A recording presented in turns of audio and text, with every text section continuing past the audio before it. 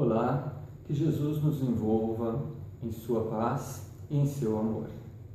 Hoje nós vamos falar sobre inimigos. E quando nós falamos sobre inimigos, nós nos lembramos que muitas pessoas dizem: eu não tenho inimigos. Na minha vida, não tenho nenhum inimigo. Mas será que é possível, num mundo de expiações e provas como este que vivemos, não termos nenhum inimigo? Vamos tomar, por exemplo, Jesus. Jesus viveu há 2000 anos, encarnou neste nosso planeta para nos trazer a segunda revelação de Deus à humanidade. E o fez realmente através de seus exemplos, de suas ações. Jesus não escreveu nada. O evangelho que temos foi escrito pelos seus apóstolos, pelos seus discípulos. E Jesus só praticou o bem e a caridade, curou enfermos, ressuscitou Lázaro e trouxe realmente um evangelho que é um código de conduta moral para a humanidade. E Jesus teve inimigos. Os principais inimigos de Jesus na época eram os fariseus. Os fariseus eram participantes do culto exterior, do culto de aparências. E Jesus veio falar sobre a reforma interior. Isso mexeu realmente com os religiosos da época. E tanto é verdade que Jesus teve inimigos, que ele acabou sendo crucificado. Um exemplo mais recente, Dr. Bezerra de Menezes.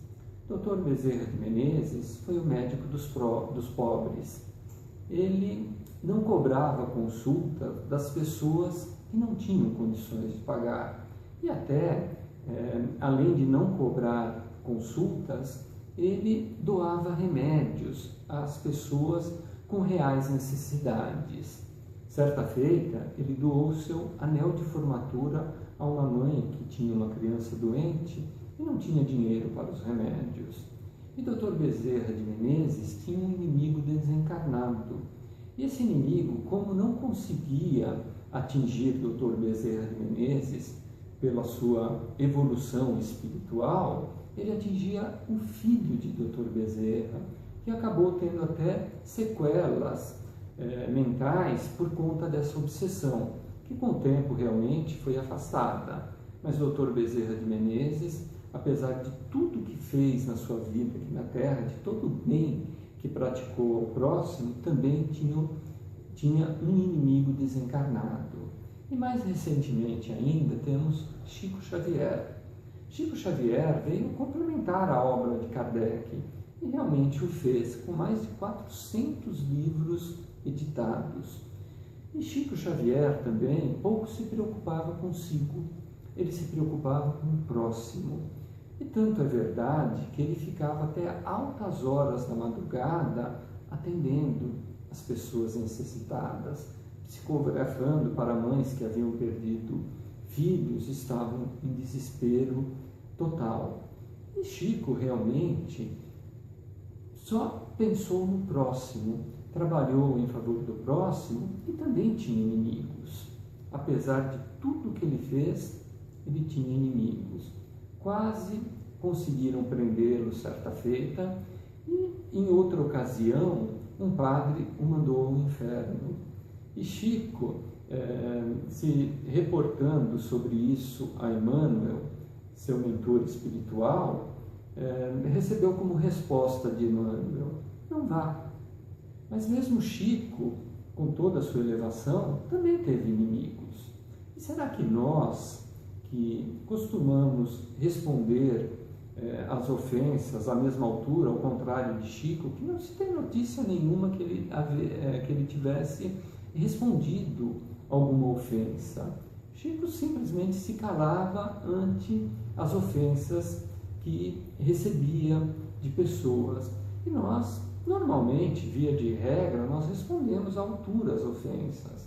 E às vezes uma palavra mal formulada pode nos trazer sérios problemas em relação às pessoas. Com uma palavra mal colocada, nós acabamos angariando um inimigo e essa inimizade pode se perpetuar pela nossa vida. Então, realmente, nós temos inimigos aqui na Terra, nessa nossa encarnação. Mas, segundo Emmanuel, esses inimigos não devem ser motivos das nossas maiores preocupações. As nossas maiores preocupações em relação aos inimigos devem ser com aqueles inimigos que convivem conosco diuturnamente, aqueles que estão no cerne do nosso ser, que se instalaram dentro de nós pela nossa própria ignorância. E dentre esses inimigos podemos citar o egoísmo. O egoísmo acaba nos cegando a visão espiritual. Não percebemos as necessidades do próximo, nem mesmo daqueles com os quais convivemos, aos quais amamos, os nossos próprios familiares. O egoísmo nos faz pensar apenas em nós. Um outro inimigo que temos é o orgulho. O orgulho não permite que tenhamos maiores conhecimentos. Quando temos o orgulho dentro de nós, achamos que já sabemos tudo.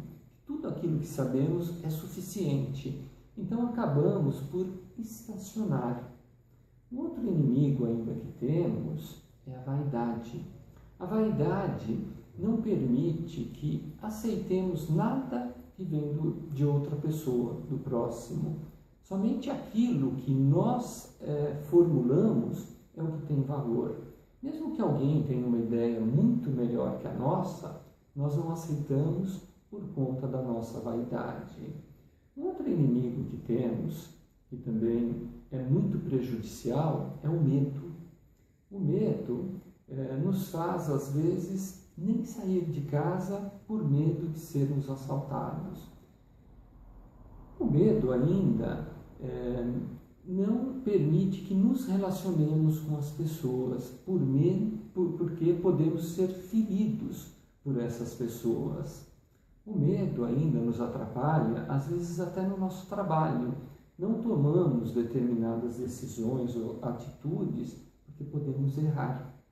Então, o medo nos prejudica muito. E se nos reportarmos ao Evangelho, temos a parábola dos talentos, em que um senhor ia viajar, deixar suas terras por uns tempos, e chamou 3 de seus servos. A um entregou 5 talentos, a outro entregou 2, e a um terceiro entregou 1 talento.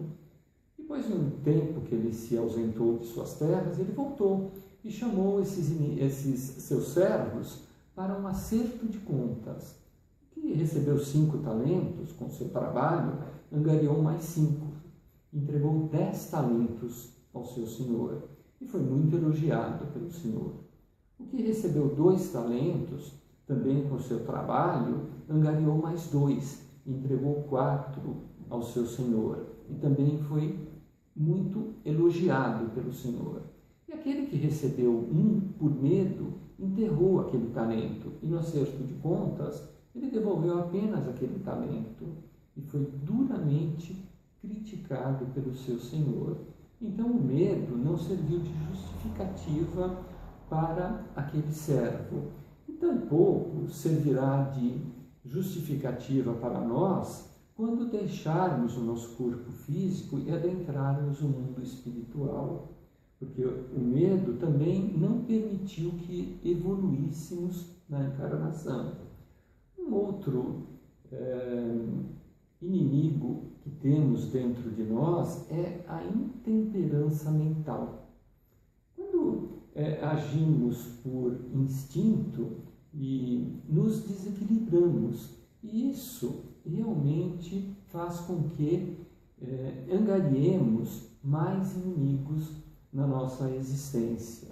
Então, o importante na vida é o equilíbrio, e a intemperança mental, via de regra, nos leva ao desequilíbrio. Então, o que nós podemos concluir disso? Jesus, na sua sabedoria, ele nos trouxe algumas orientações em relação aos nossos inimigos. Em relação aos nossos inimigos encarnados, a orientação de Jesus é que perdoemos 70 vezes, 7 vezes. Ou seja, que perdoemos sempre.